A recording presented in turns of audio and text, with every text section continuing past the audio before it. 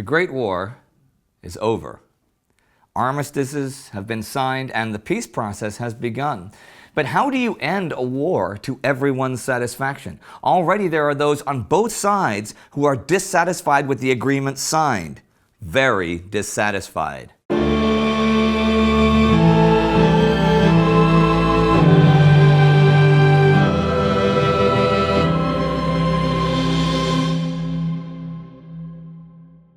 I'm Indy Nidell. Welcome to an Epilogue series special to the Great War.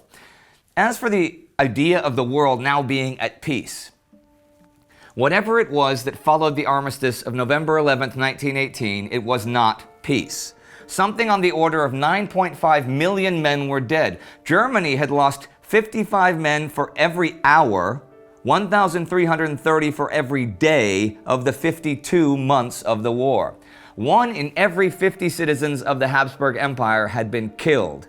These numbers do not include the more than 15 million men wounded or the nearly 9 million who had become prisoners of war, nor do they include the numberless millions of civilians who had died in every imaginable way. Whatever else it did, the armistice did not end the killing. Life in Europe had become too deranged, too many things remained unsettled, and too many young men who knew nothing but war found that there was nothing for them to go home to.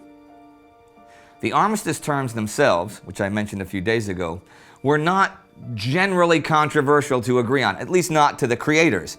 For the armistice between the Allies and Germany, American Edward Colonel House deferred to the military over technicalities, which helped, and French Prime Minister Georges Clemenceau promised the Americans that French occupation of the Rhineland would not be permanent, which really helped.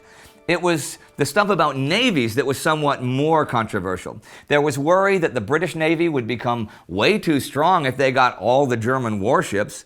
The British did take the lead in drafting naval terms in the armistice, as the French had done in land terms, and they did compromise here. All the German submarines and most of the surface fleet would be interned in a neutral port under Allied supervision instead of just surrendered. Just to jump ahead though, talks with Spain would not work out, and the German Navy will end up at the British base at Scapa Flow by default. But there were plenty of people not involved in drafting the armistice that had problems with it.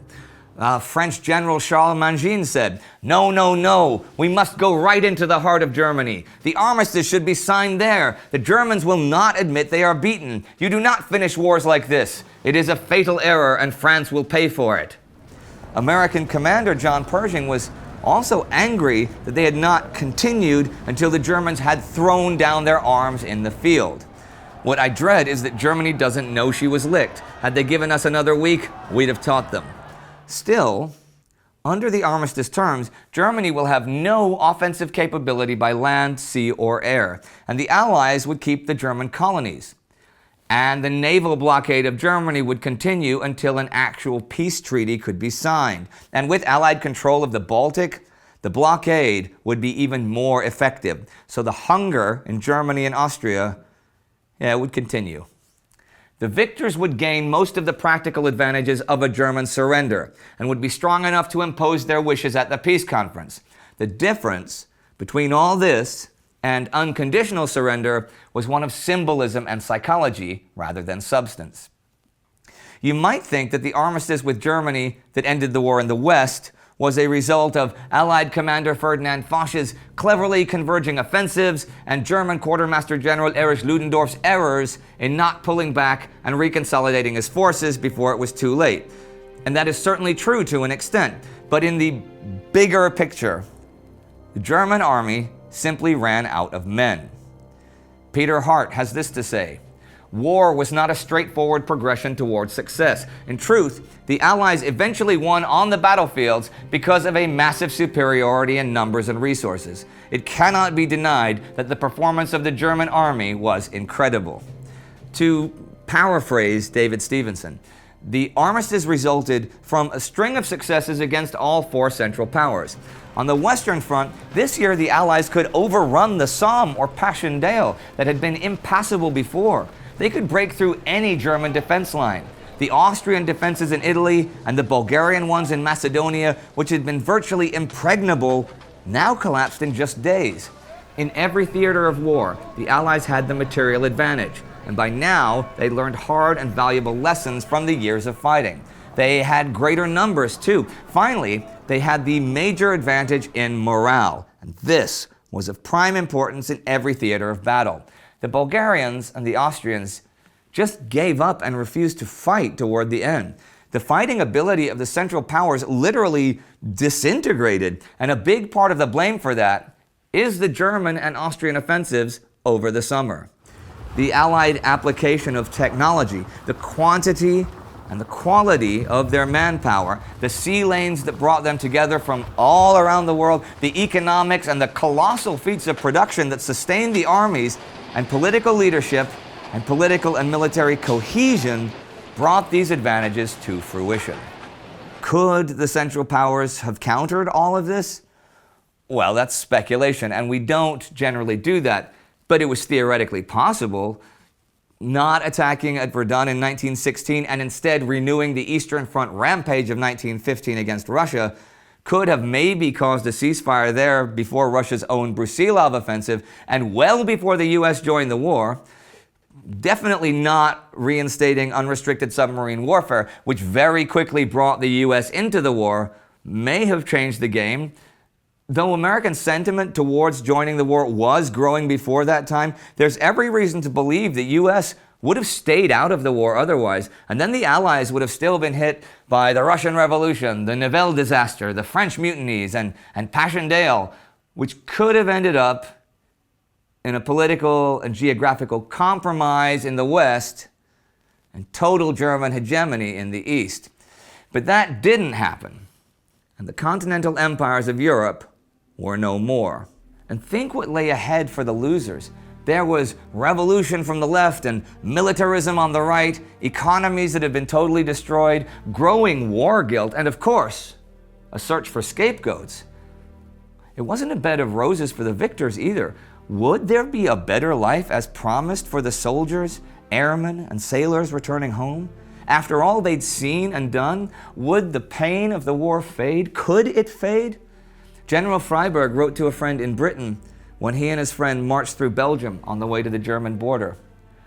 "I don't know if I am glad or sorry to be alive. I only know that it wasn't my fault that I am alive." And this week, as they were marching, just post November 11th, Karl, the last Austro-Hungarian emperor, officially abdicated, and the Republic of German Austria was proclaimed in Vienna. The Italians occupy Fiume, and the Allied fleet passes through the Dardanelles and reaches Constantinople. But there are those still fighting the war after it has ended. On the 21st in Albania, Austrian General Karl von Planzer-Baltin salutes the troops, unaware that the war is over and the Habsburg monarchy is no more. On the 23rd, German General Paul von Lettow-Vorbeck finally surrenders to the British at Abercorn in northern Rhodesia after 4 years of guerrilla fighting. It will be on December 1st that the first British troops cross the border into Germany. British Commander Sir Douglas Haig will write in his final dispatch that it is a day forever memorable because it is a culmination of 4 years of effort and hope.